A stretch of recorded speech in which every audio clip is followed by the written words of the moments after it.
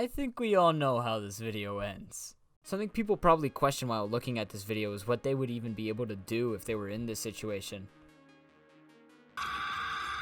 Obviously, it would be easy for me because I can overhead press thousands of pounds without breaking a sweat, but for other people, I seriously feel for them. More likely than not, they wouldn't escape without at least suffering incomprehensible life-altering injuries.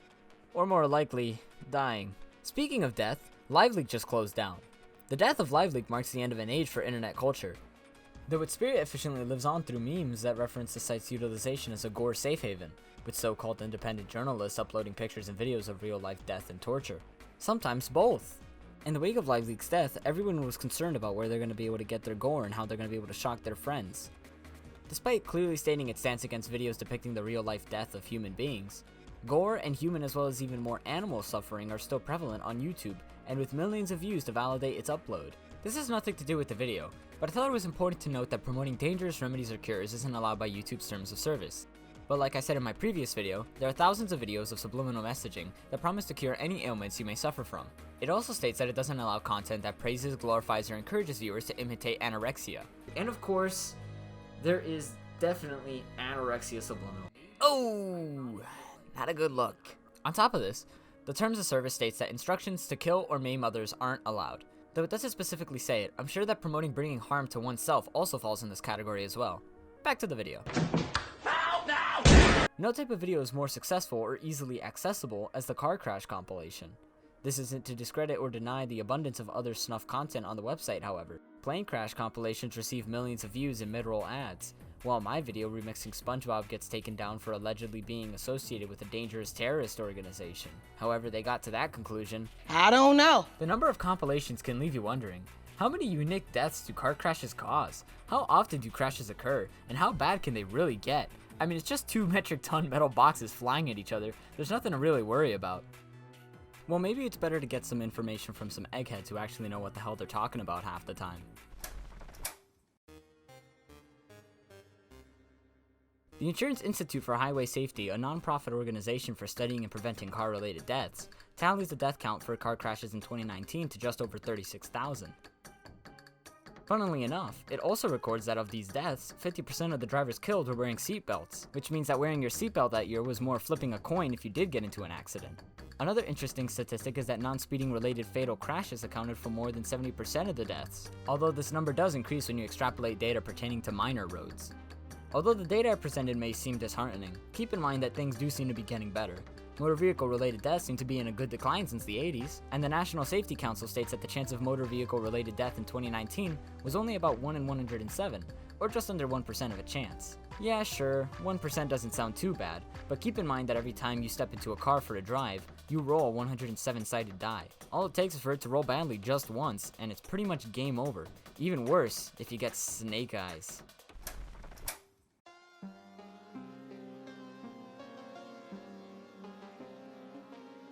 What you're looking at right now is a Toronto car pileup that involved over 100 vehicles. Reuters reported that the cause of the pileup was bad weather conditions and low visibility. People couldn't stop enough, and even if they tried, the snowy ground was just the right texture to keep the momentum of the 2-ton metal box gliding into the crash site.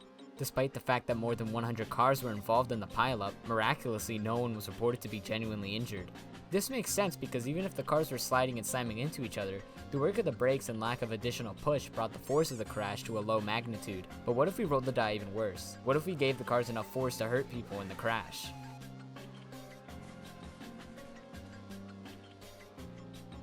Due to people rushing for work at 6:30 combined with heavy fog on the Abu Dhabi-Dubai highway, 60 unlucky UAE drivers were involved in the worst car pileup in the history of the United Arab Emirates. 25 of the drivers were unluckier to be the ones that had their cars burst into flames. The most unfortunate 3 died in the crash. Despite having a lower vehicular casualty than the Toronto pileup I showed earlier, the Dubai highway pileup injured more than 277 people. This is likely due in part to the fact that many of the vehicles were buses carrying droves of people. But what if we made things get even worse? What you're looking at right now is the 1991 I-5 pileup, taking place in California the day after Thanksgiving. People were rushing the highway to make it back from their torturous extended family gatherings. The stampede of people running away from their family were only met with a worse fate. A dust storm hit the highway at just the wrong time, causing driver visibility to be practically blind to any oncoming or nearby traffic. Combine this with people rushing at highway speeds, and you get 104 cars crash and 114 people injured. Surprisingly, despite the high amount of vehicles involved, the death count was relatively low at only 17.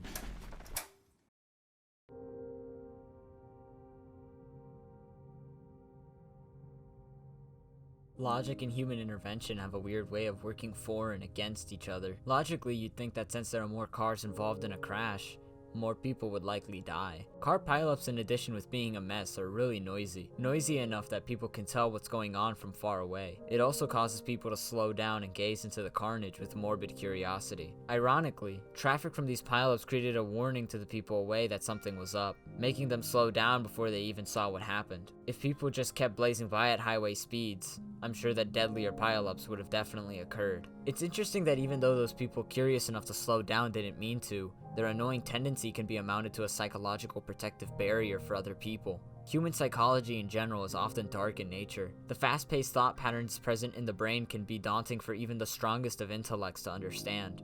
Combining a fast-paced brain that sometimes has trouble keeping up with even itself, and a physically fast, dense metal object makes for some of the worst events in human history. Even though these events are so bad, we often find ourselves morbidly curious as to what is going on. Even though car pileups have the greatest volume of damage, car crashes only get more terrifying as the density increases.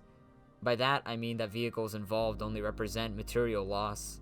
Loss of life is often greater in single event crashes.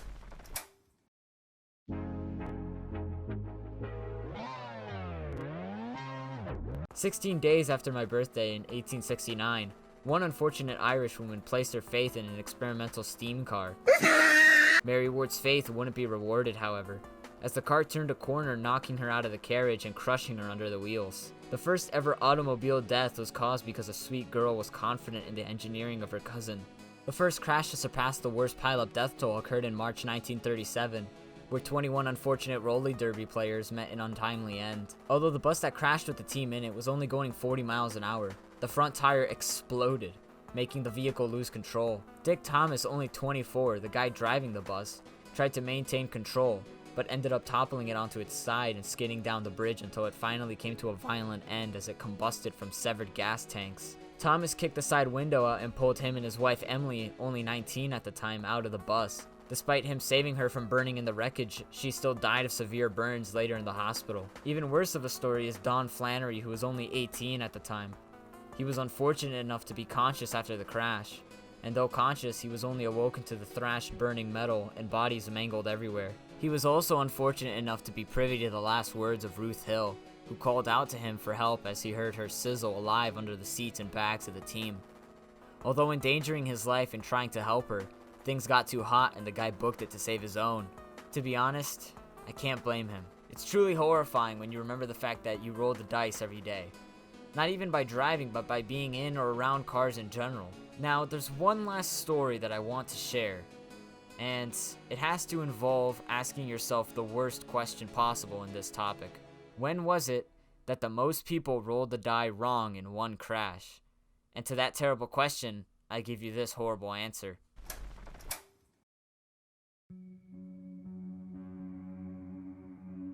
"1968 had been an exactly spectacular year for Japan. Sure, they ranked third as a country for the Olympics, bringing home 11 gold medals, but were hit with 2 earthquakes by the time that August rolled around. It seemed that such a year would go and come without any major event marking it down. Unfortunately for the 104 people participating in the Okazaki bus tour to the Hida Mountains, they were about to make history in one of the worst ways possible. The day before the crash, the Gifu Local Meteorological Observatory in the Gifu Prefecture gave out heavy rain, lightning, and flood warnings. 8 hours and 45 minutes later, they lifted the warnings after promising weather patterns. At exactly 10 o'clock, the tour group and bus depart from the Naritayama Nagoya Betsuen Daishoji Temple in Unuyama City of the Aichi Prefecture. Jesus Christ. 30 minutes after their departure, the Gifu Observatory issued another warning for heavy rain. To help you understand how bad things got, an elementary school near the crash site, Mikawa Elementary School in Kamagun, reported the rainfall to be in excess of 100 millimeters in height an hour, or about 4 inches in height an hour. Going back to our group, they actually decided to make a well-rounded decision. It was the correct decision to make considering the circumstances. They deemed the weather to be so bad the tour should cease immediately and turn back now. It's funny to think that even if they made the bad decision, the wrong decision considering the circumstances, Possibly nothing terrible would have happened. If they continued up the slopes of the mountain in the terrible downpour, they may have actually survived. As they began their descent, the Kimiaso Dam about a kilometer away underwent a catastrophic collapse. The sudden dramatic increase in water level in conjunction with a nearby landslide proved too much pressure. The buses were then stuck on National Highway number 41 for about an hour. At 2 in the morning, before the sun had even crept over the mountain line, another catastrophic landslide occurred just over the tour brigade. This landslide was no joke. Apparently it spanned 100 meters wide and went up almost 30 meters in height. The thing sucked up everything in its path and just slammed through the highway, dragging everything with it. The other cars that were part of the tour brigade were fortunate enough to be on the lower ends of the slide. Their cars were dragged along with force into the guardrails, but those things actually did their jobs and held.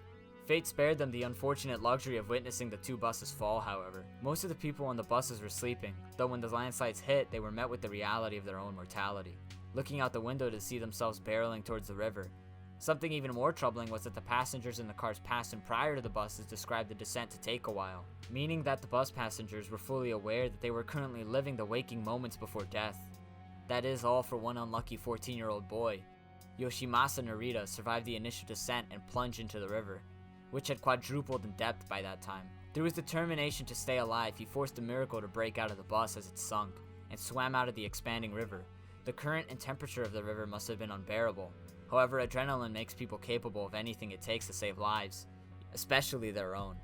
Although just surviving a horrific accident and being drugged on the adrenaline that saved him, the 14-year-old boy was instantly aware of his present and future situation. He stated that he cried out alone on the riverbank in the rain. "They're all gone. I managed to come out alive, but they're all gone."